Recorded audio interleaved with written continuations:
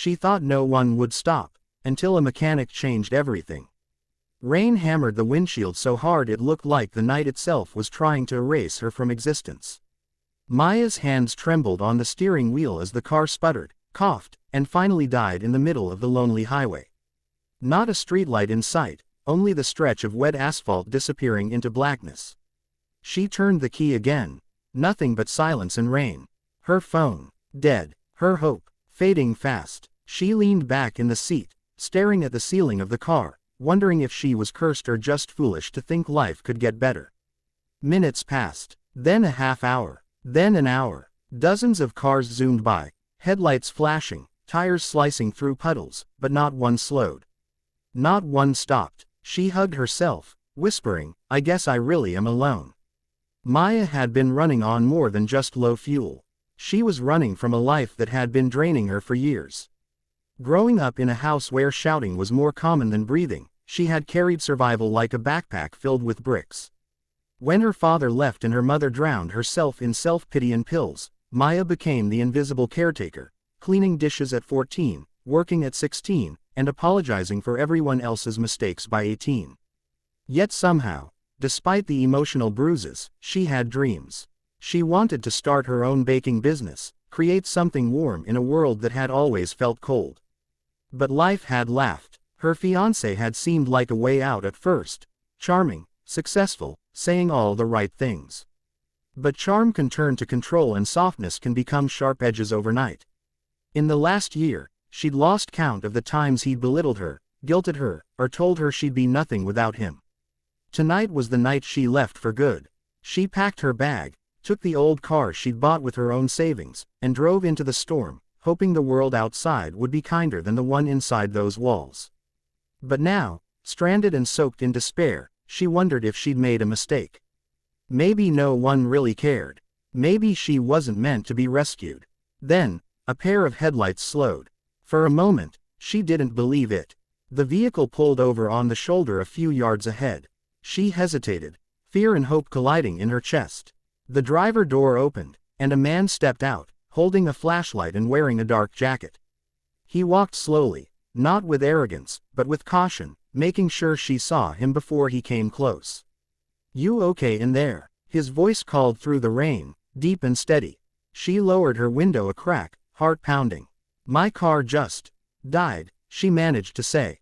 "And my phone's dead too." He nodded, shining the light briefly over the hood.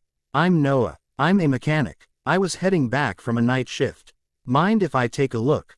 Normally, Maya didn't trust men just because they were polite. But something about his tone was different. Not pushy, not dismissive, just calm. She unlocked the door, stepping out into the rain with him. As she stood shivering, he popped the hood and checked a few things with practiced hands. "Starter's gone," he finally said over the downpour. "And your battery connections are loose. I can't fix it fully here, but I have my tow truck 5 minutes down the road. I'll bring it and get you out of here." She blinked, unsure whether to believe a stranger making a promise in the middle of nowhere. "Why stop?" she asked quietly. "Everyone else just drove by." He paused for a moment before answering, rain trailing down his face. "Because I've been the person nobody stopped for before." He drove to get his tow truck while she waited inside her car, watching the road with cautious optimism. He did come back. Not 10 minutes later, but 7, and carefully hooked up her car. As he worked, he asked, "You got somewhere safe to stay tonight?" The question almost made her laugh. Safe had never been part of her vocabulary. "Not really," she admitted. "I left my place tonight. I just needed to get away. I don't know where I'm going yet." He didn't pry. He just nodded once and said, "I know a shop nearby. My sister runs the office there. We keep a small break room. You don't have to decide anything now, but at least get warm first." They arrived at his auto shop, a modest but well-kept garage on the edge of a small town. He unlocked the door and led her inside where the heater hummed faintly. He handed her a clean towel and a spare hoodie that smelled faintly of engine oil and detergent. His sister, Elena, soon arrived after he called her. She brought hot tea and blankets without asking any questions. Maya didn't know whether to cry or sleep. Her body chose both. She fell asleep sitting on the small couch in the break room, tears silently drying on her face. In the morning, the storm had passed, leaving behind a washed sky. Maya woke to the smell of fresh coffee and the sight of Noah sitting at the small table, working on some paperwork. He glanced up with a warm but respectful nod. "Good morning. Your car's in the bay. I'll try to get it running today. If you need to make calls or rest more, take your time." She'd expected awkwardness, maybe judgment, but instead she felt seen. Not for her mistakes, not for her fear, but simply as someone trying to survive. Over the next few days, the shop became a temporary shelter. While fixing her car, Noah talked to her, not in grand speeches, but in real, quiet sentences that carried weight. She learned he had grown up with little, that he'd worked since he was 15, and that he'd once been stranded on a night like hers, waiting for help that never came. He said that night planted something in him, a promise that if he ever saw someone else in need, he wouldn't ignore it. Elena, kind and sharp-witted, helped Maya look for temporary housing and even gave her a part-time job answering calls at the front desk. For the first time in years, Maya felt useful without feeling used. One evening, as she was closing up the front office, Noah came in wiping grease off his hands. "I fixed the starter and battery," he said. "Your car's ready anytime." She should have felt relief, but instead her heart twisted. Leaving meant returning to the unknown. He seemed to sense it. "You don't have to decide tonight," he said gently. "And you don't owe me anything. Just don't disappear without saying goodbye." As days turned into a week, she began to open up. To him, to herself, to the idea that maybe kindness wasn't always a trap.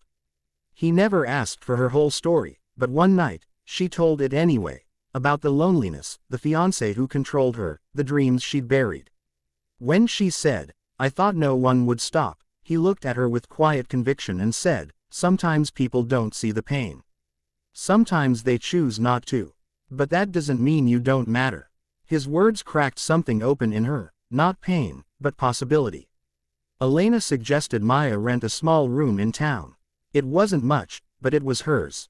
She continued working at the shop while exploring ways to start her baking business. Noah would sometimes come in from the garage with a streak of oil on his cheek, asking her opinion about a sandwich or joking about how he ruined every recipe he touched. Their bond was slow and unforced, built on respect and shared silence rather than dramatic declarations. Weeks later, as autumn leaves turned the roads copper and gold, Maya stood outside the shop with a box of freshly baked muffins she'd made for the crew. She saw Noah under a car, humming a tune she didn't recognize.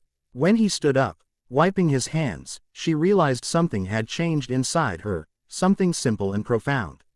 Not dependency, not desperation, but gratitude and hope, woven together with something stronger than fear. She never forgot that night on the highway, the roar of passing cars, her whispered belief that no one would stop. But she also never forgot the moment one set of headlights slowed, and one man chose to see her. Not as a burden, not as a stranger, but as a human being worth helping. Over time, she did start her small baking business, first from home, then from a rented kitchen with Elena's help and Noah's silent encouragement. She named it Second Chance Sweets, not because she was saved by a hero, but because someone stepped in when the world turned away.